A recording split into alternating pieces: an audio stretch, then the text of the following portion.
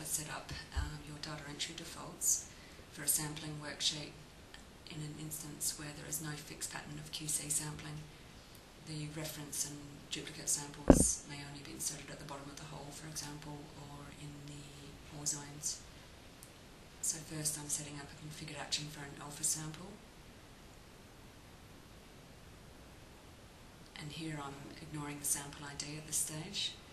I'm setting up the from to be copied from the depth 2, the depth 2 to be incremented by 1, defaulting sample type, sample groups, sample date, and the log by.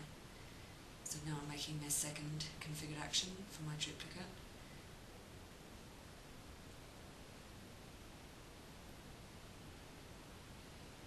And again I'm ignoring the sample ID, as once I've inserted my QC samples in the correct position, I will then increment the sample IDs.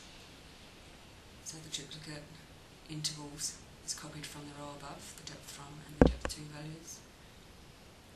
My sample type is lab dupe and sample group is dupe. And again defaulting dates and logged by values. And now I'm setting up a named QC reference sample for a blank.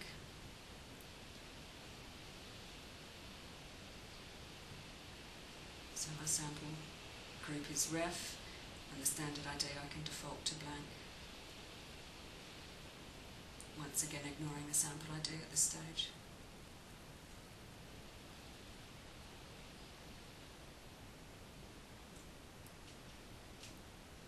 And now I'm setting up an extra configured action for a named reference sample.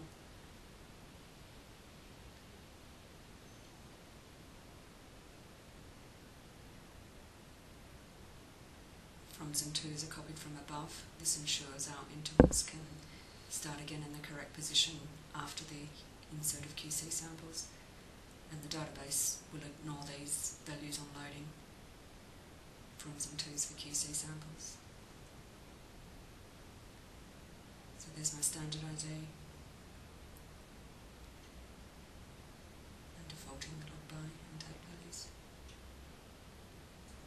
Now I'm ready to use the 4 configured actions that I've set up. First I'm populating my first row of data, which we recommend when using configured actions.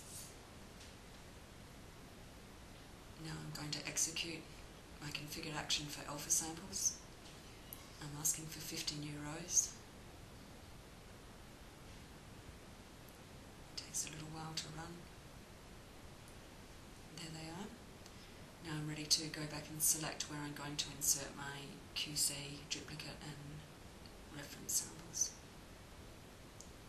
So I've just inserted a duplicate interval and now I'm inserting a blank, and I'm going to do this again at the bottom of the hole. I'm putting in a duplicate.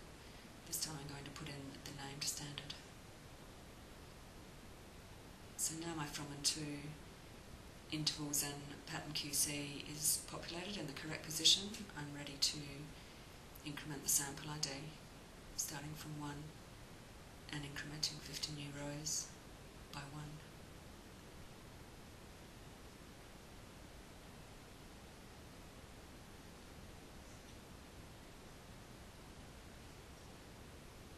And we're finished.